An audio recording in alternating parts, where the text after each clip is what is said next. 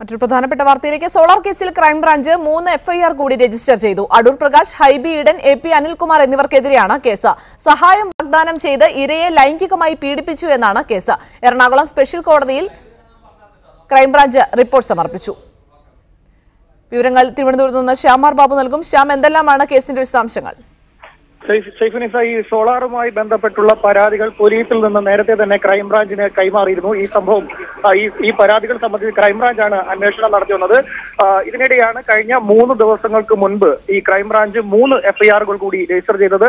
നമുക്ക് ലഭിക്കുന്ന ഒരു വിവരപ്രകാരം എറണാകുളത്തെ സ്പെഷ്യൽ കോടതിയിൽ ഇത് സംബന്ധിച്ച റിപ്പോർട്ട് ക്രൈംബ്രാഞ്ച് സമർപ്പിക്കുകയും ചെയ്തിട്ടുണ്ട്. ഹൈബീഡൻ, AP അനിൽകുമാർ, ഇത്തരത്തിൽ അടൂർ പ്രകാശ് 3 ജനപ്രതിനിധികൾക്കെതിരെയാണ് ഇത്തരത്തിൽ എഫ്ഐആർ രജിസ്റ്റർ ചെയ്തിരിക്കുന്നത്. അതായത് ലൈംഗിക പീഡനം, ലൈംഗിക കുറ്റകൃത്യം എന്നതാണ് എഫ്ഐആറിൽ പറഞ്ഞിരിക്കുന്നത് എന്നാണ് നമുക്ക് ലഭിക്കുന്ന വിവരം. അതായത് സോളാറിൽ സഹായം വാഗ്ദാനം ചെയ്തുകൊണ്ട് ഇരയെ ലൈംഗികമായി പീഡിപ്പിച്ചു എന്നാണ് കേസ്. ലൈംഗിക പീഡനം സംബന്ധിച്ചാണ് 3 എഫ്ഐആറും രജിസ്റ്റർ ചെയ്തിരിക്കുന്നത്. ജനപ്രതിനിധികളെ സംബന്ധിച്ചിടത്തോളം ജനപ്രതിനിധികൾക്കുമായി ബന്ധപ്പെട്ട കേസുകൾ പരിഗണിക്കാൻ സ്പെഷ്യൽ കോടതിയുണ്ട്. അതുകൊണ്ട് തന്നെ ആ കോടതിയിലാണ് ക്രൈംബ്രാഞ്ച് ഇപ്പോൾ റിപ്പോർട്ട് സമർപ്പിച്ചിരിക്കുന്നത്. ഏതായാലും ഒരു തെരഞ്ഞെടുപ്പ് അടുത്തിരിക്കുകയാണ് ഇത്തരത്തിലൊരു റിപ്പോർട്ട് സമർപ്പിച്ചത് എന്നത് ഏറെ ശ്രദ്ധേയമാണ്. പ്രത്യേകിച്ചും സോളാറുമായി ബന്ധപ്പെട്ട് നേരത്തെ പോലീസ് ഈ പരാതികൾ ക്രൈംബ്രാഞ്ചിന് കൈമാറിയിട്ട് തന്നെ കാലങ്ങളായി.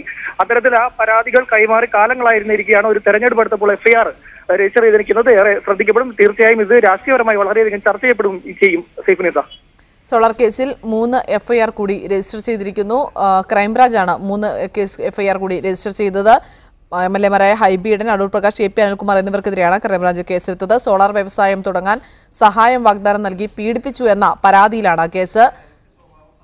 ഇത് ജനപ്രതിനിധികൾക്കെതിരായ കേസ് പരിഗണിക്കുന്ന കോടതിയിൽ എഫ്ഐആർ നൽകിയിരിക്കുന്നു എന്ന വിവരമാണ് ശ്യാമാർ ബാബു റിപ്പോർട്ട് ചെയ്യുന്നത്.